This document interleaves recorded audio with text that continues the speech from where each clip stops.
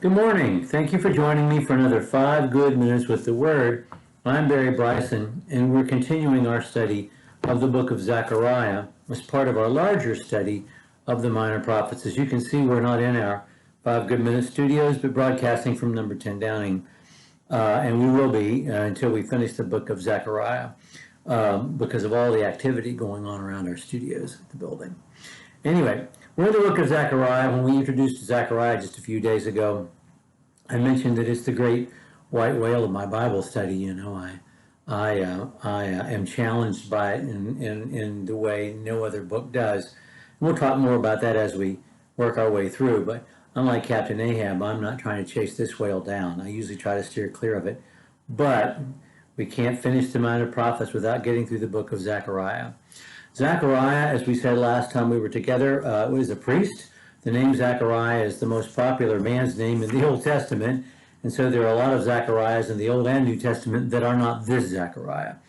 But this Zechariah begins prophesying the very month, which is roughly December 520, that Haggai ceases prophesying. So at the time when the temple is being rebuilt and the prophets are encouraging the rebuilding of the temple, Zechariah's message is hopeful throughout.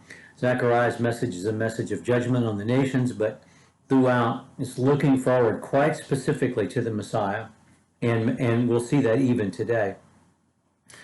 Zechariah, as we have said in the past, his book begins with the call to repentance, verses 1 through 6, which we covered when we were together last time. And then there's, for several chapters, he's describing the night visions that he sees. He sees these visions in the night. And then they bring to him questions about fasting. These are the returnees from the exile.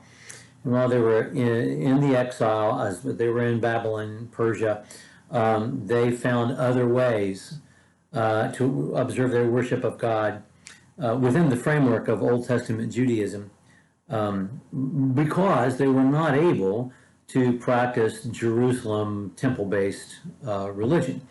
And so there are questions about that. And then after that, we have this long series for the rest of the book of these visions, looking forward to the coming of the Messiah. Prophecies in this book are quite specific. In fact, he's going to tell us, and he's going to tell us today, that the Messiah's name is going to be Jesus, or Yeshua, or Joshua. And we'll see other quite specific prophecies that he makes. But before I go on, I do want to mention what we have said before. Zechariah is a lot like the book of Revelation. Revelation accesses this book really in a way it does no other book. It does Ezekiel and Isaiah, but this book really is the parent to the child of the book of Revelation. And it's very similar in that it looks forward to the day of the Lord. Zechariah looking forward to the coming of the Messiah. And Revelation looking forward to first the fall of the Roman Empire, which may be envisioned in this book as well. And then the end of the world, which I don't know whether that's envisioned in this book or not. But in the same way that Revelation is difficult in terms of its imagery, Zechariah is even more so. Revelation uses co-ops, the symbols of the Roman Empire and of Greek and Roman culture, which happens to be the culture we inherit as Westerners. And so, as hard as it is, it's not like the book of Zechariah, which co-ops the images of power taken from the Babylonians and Persians. In many of these images, we have no idea what they're about anymore. Anyway, let's begin by looking at the night visions. We're going to take a couple of sessions to look at the visions that he has in the night. And there are 8, beginning in chapter 1, verse 7. And they are hopeful. They are visions saying, I'm protecting you, I've got your back, you're my people, this is going to be okay. And remember, the people are still, they're reestablished in the city of Jerusalem, but they're still beholden to the king of Persia and part of the Persian Empire. Okay, so it begins in chapter 1, verse 7. We're not going to read every verse. We're going to get through the first 4 today. But in chapter 1, verses 7 through 17, he talks about the four horsemen riding among the myrtle trees. And I'm just going to read verses 7 through 11. On the 24th day of the 11th month, which is the month of Shabbat, the second year of Darius, the word of the Lord came to Zechariah, the prophet, son of Berechiah, son of Iddo, as follows. I saw at night, and behold, a man was riding on a red horse, and he was standing among the myrtle trees, which were in the ravine, with red, sorrel, and white horses behind him. And I said, My Lord, what are these? And the angel who was speaking with me said, I will show you what these are. And the man who was standing among the myrtle trees answered and said, These are those whom the Lord has sent to patrol the earth. And there's more about that, but we already see we're already reminded of the book of Revelation. We've got these four horsemen.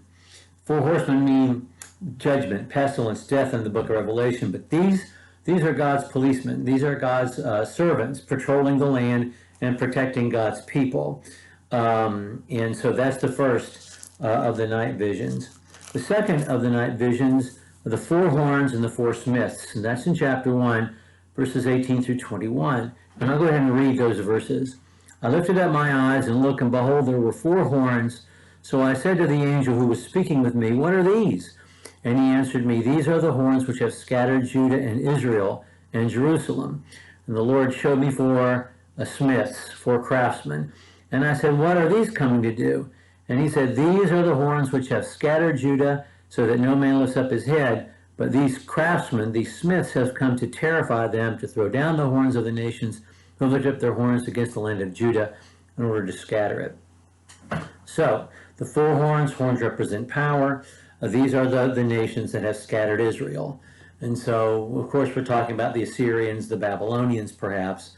Whom else are we talking about? Maybe the Seleucids and the Ptolemies, maybe the Romans. Later on, we're not sure, but they are the horns of power. But God has smiths who are going to destroy these horns of power. Then we have the measuring line. The man with the measuring line is going to measure the borders of Jerusalem. And that's in chapter 2, for the entirety of the chapter 2, verses 1 through 13. And I do want to mention the angel. Like in the book of Revelation, John is kind of taken around and shown things by an angel.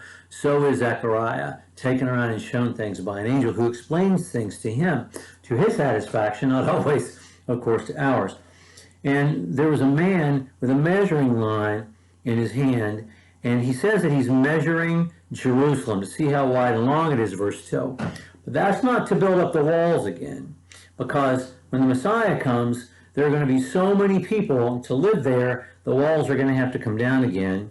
And the Lord will be a wall of fire around her, and I will be the glory in her midst, verse 5. And so that's the essence of the third night vision. One more today before we close this 5 good minutes. And that is really cool. Chapter 3, verses 1 through 2. We don't have the time to read it all today. Joshua as the symbol of the priestly nation. Now, Joshua is the name of the high priest, the current high priest. Zerubbabel is their governor, their leader. He's a descendant of David, and he's a forefather of Jesus. He's their king. And then there is Joshua, who is the high priest. Joshua, Yeshua, Jesus, it's the same name. And at the beginning, Satan is accusing Joshua. Joshua is wearing dirty clothes. God rebukes Satan, provides clean clothes. And then he says to Joshua, the high priest, and the friends, listen, you're a symbol. I'm going to bring in my servant, the branch. That's the Messiah. And the stone I have set before Joshua, on the stone are 7 eyes. Behold, I'll engrave an inscription on it, declares the Lord of hosts, and I will remove the iniquity of the land in that day. And in that day, declares the Lord of hosts, every one of you will invite his neighbor to sit under his vine and under his fig tree. Imagery that seems familiar to us, but specifically, we have no idea really what it means, but we do know what it's about. When the Messiah comes, the Messiah is going to bring salvation and create a kingdom which is large, and it hosts everybody, and everybody is safe and unafraid. We'll cover the rest of them tomorrow. Thank you for joining me for what is now almost 10 good minutes.